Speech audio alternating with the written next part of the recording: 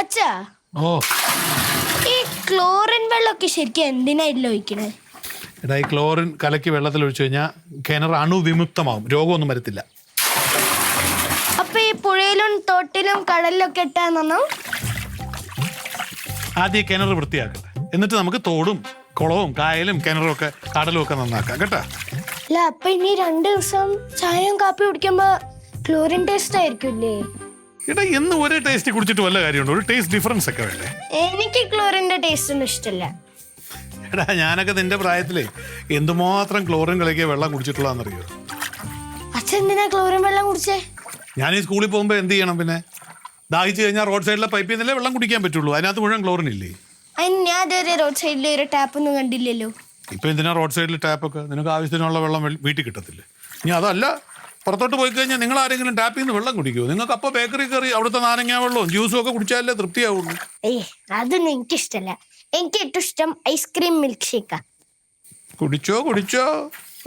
എടാ പ്രകാശ, നീ കിണർ നോക്കിക്കൊണ്ടിരിക്കുവാണോ? ഞാൻ കിണർ നോക്കിക്കൊണ്ട് നിൽക്കുകയല്ല. ഹെൽത്ത് ഡിപ്പാർട്ട്മെന്റ് തന്നത് ഈ ബ്ലീച്ചിങ് പൗഡർ വെള്ളത്തിൽ കലക്കി ശുദ്ധീകരിക്കുകയാണ് വെള്ളം. അപ്പൊ നീ എന്റെ ആങ്ങളയുടെ വീട്ടിൽ ഇതുവരെ തേങ്ങ കൊടുക്കാൻ പോയില്ലല്ലേ? അമ്മയുടെ ആങ്ങളുടെ വീട്ടിൽ തേങ്ങ കൃത്യമായിട്ട് എത്തിക്കോളും. നീ ഇവിടെ നിൽക്കുന്ന ആളെങ്ങനെടാ തേങ്ങ അവിടെ കൃത്യമായിട്ട് എത്തുന്നത്? ഞാൻ മറ്റേ സിനിമയിലെ കുമ്പിടിയെ പോലെയാണ്. ഞാൻ ഇവിടെ നിൽക്കും, അടുത്ത ഞാൻ അവിടെ തേങ്ങയുമായി എത്തിയിരിക്കും. എന്തുവാടാ ഈ പറയുന്നത്? എനിക്ക് മനസ്സിലാവുന്നില്ല. എൻ്റെ അമ്മ, ഞാൻ തേങ്ങ കൊറിയറിൽ അയച്ചിട്ടുണ്ട്. ഈ തേങ്ങയൊക്കെ കൊറിയർ വയ്ക്കാൻ പറ്റുമോ മക്കളെ? തേങ്ങയല്ല, വേണേ അച്ഛമ്മേനെയും കൊറിയർ ചെയ്യാം. ഇവനെ പിടിച്ച് കൊറിയർ ചെയ്യും. എവിടെങ്കിലും കൊണ്ട് കളയടാ ഇതിനെ.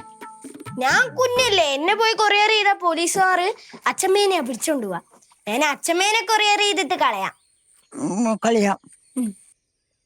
എടാ പ്രകാശ, നിനക്ക് എന്നാടാ എന്റെ ആങ്ങളുടെ വീട്ടിൽ പോകാൻ ഇത്ര മടി? അയ്യോ, അമ്മയ്ക്ക് അറിയത്തില്ലല്ലയോ അങ്ങേരുടെ നാവിന്റെ ഗുണം, അതുകൊണ്ടാ പോകാത്തത്. അങ്ങരുടെ നാവിന്റെ ഗുണത്തെക്കാളും നിന്റെ നാവിന്റെ ഗുണം ശരിയാവണം. അല്ല, അങ്ങരുടെ നാവിന്റെ ഗുണത്തെ പറയണ്ട കേട്ടോ. അങ്ങേരുടെ നാവെ പറഞ്ഞപ്പോ അങ്ങോട്ട് ഫീൽ ചെയ്തു. എന്റെ നാവിന്റെ ഗുണം അങ്ങേരെ അറിയണ്ട, അത് അറിയാതിരിക്കാനാ ഞാൻ പോവാത്തത്. ഇവിടെ നിന്നോടല്ലേടാ ഞാൻ ഈ തേങ്ങ കൊണ്ട് കൊടുക്കാൻ പറഞ്ഞത്? അതെ, അങ്ങേർക്ക് തേങ്ങ കൊണ്ടോ കൊടുക്കാൻ അമ്മയുടെ മകനെ ഏർപ്പാട് ചെയ്തു. ഞാൻ എന്റെ മകനെ ഏർപ്പാട് ചെയ്തു. അവൻ കൊണ്ടുപോയി കൊടുത്തോളൂ. എന്തേ സമാനായില്ലേ? ചിപ്സും കൊണ്ടുപോയിട്ടുണ്ട്. ചെല്ല്.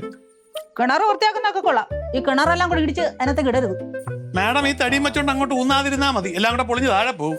ഊന്നാതിരുന്നാ മതി. കുട്ടിയാനോട് അത്ര ഉണ്ട്. അച്ഛമ്മ, ഇനി മേല അപ്പൂപ്പന്റെ വീട്ടിൽ എന്നെ പറഞ്ഞു വിട്ടേക്കല് കേട്ടോ. അതിന് നിന്നെ ഞാൻ പറഞ്ഞു വിട്ടില്ലല്ലോ. അച്ഛമ്മ അല്ലേ പറഞ്ഞു വിട്ട, അച്ഛനെ പറഞ്ഞു വിട്ടാൻ. എന്നാ നീ അച്ഛനോട് പോയി ചോദിക്കാം. അതിന് എന്നോട് ചോദിച്ചിട്ട് വല്ല കാര്യമുണ്ടോ? അച്ഛനോട് ചോദിക്കുന്നുണ്ട്.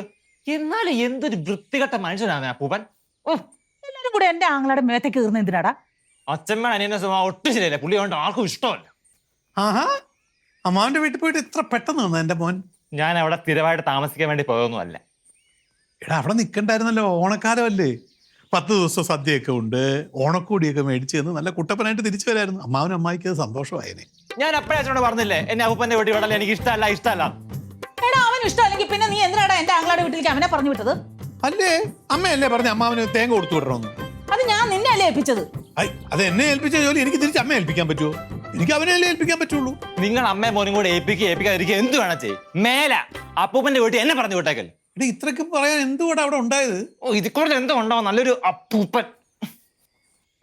ആ കാർന്നോര് വലിയ ഊളത്തരം പറഞ്ഞാണോ എന്റെ മകന്റെ കല്? എടാ, നീ നിന്റെ അമ്മാവനെ പറ്റി പറയുന്ന ഓർമ്മ വേണം. അയ്യോ, അമ്മാവൻ ദൈവം അല്ലയോ? അങ്ങനെ പോലെ വിവരം കിട്ടവൻ ലോകത്തില്ല. അമ്മ കുത്തിയിരുന്നോ അവിടെ? കാണിച്ചു തരാൻ. അച്ഛന് മുതിർന്നവരെ ബഹുമാനമില്ല, പിന്നെ മോനെങ്ങനെ ബഹുമാനിക്കും? രണ്ടും കണക്കാ.